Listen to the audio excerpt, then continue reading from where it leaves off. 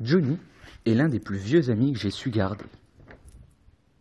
Car entre ceux qui sont partis, ceux qui m'ont déçu et ceux que j'ai déçus, il ne reste pas foule au balcon de mes relations. Surtout que j'ai pas mal déconné dans ma vie, et que grâce à Dieu, mes amis ont su me pardonner et m'accepter comme j'étais, plutôt que de me le reprocher. Et putain que je peux être chiant quand je m'y mets. Entre mon incapacité à m'organiser, à l'inverse elle a trop dire ce que je pense, et une idiote naïveté, il m'arrive parfois de décrocher la palme du boulet. Pourtant, mes amis ont accepté mes frasques, qui ne les surprennent même plus. Tout juste un banal « Bah, que veux-tu, il est comme ça ». Originaire du même enfer que moi, nous partageons comme avec Luc une enfance à trajectoire étrange. Entre galères et situations familiales ubuesques, de quoi assurer une rente à vie à un thérapeute. Il était faible, esthète et coquet, certains diraient métrosexuel. Ce moustachu, amoureux des arts, confessera de lui-même que ce sont les seuls poils qui poussent sur sa glabrée elfique, mais je le soupçonne, en réalité, d'en être très fier. Je suis en beaucoup de choses opposé. Pour ma part, à 13 ans, j'aurais pu déjà prétendre être un rookie. Pour vous brosser le tableau, c'est le mec qui prétend détester draguer et qui se fait racoler à même le bar par les demoiselles. Une version d'occasion de Sasuke, quoi. Sportif, healthy, spirituel, ce mec est une pub vivante pour nature et découverte. Sa technique de séduction, au couteau no jutsu, je me mets à moitié à poil et j'escalade une montagne, n'a que trop bien marché.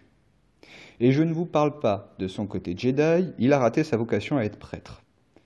Il la rencontre improbable entre Obi-Wan Kenobi, John Lennon et Mr. Hyde.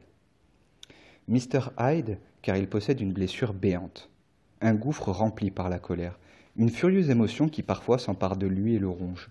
Je l'ai si souvent vu exploser pour rien, et de manière tellement en décalage avec ce qu'il est.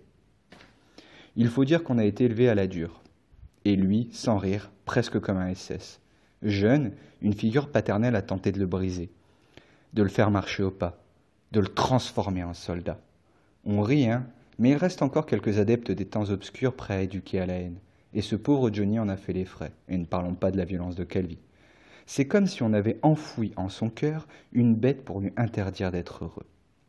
Et il lutte. Toute sa vie, je l'ai vu lutter contre ça, contre cette ombre qu'il cache et enfouit, car à vrai dire, je n'en connais que la surface. Il l'a bien trop cachée pour même la partager. Alors depuis toujours, je vois cet être doux se battre contre son fardeau. Notre amitié, elle, a toujours été d'une force redoutable, alors que nous sommes plus rivaux que compatibles. D'ailleurs, être d'accord entre nous est une rareté.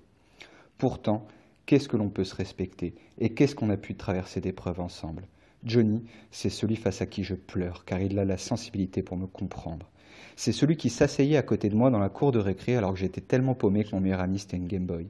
C'est l'être le plus doux que je connaisse et pourtant le plus capable en un instant de devenir monstrueux. Et c'est ça qu'on a en commun, une blessure qui nous empêche d'avancer. Lui la colère, moi la mélancolie. On est deux dépressifs qui faisons tout pour continuer d'avancer. Car convenons-en, on ne peut pas passer son existence à s'excuser d'être qui on est. Et lui comme moi avons choisi le chemin d'être bornés et de s'en battre les couilles. Car même un macaque fêlé a le droit à sa barre de bonheur bien méritée.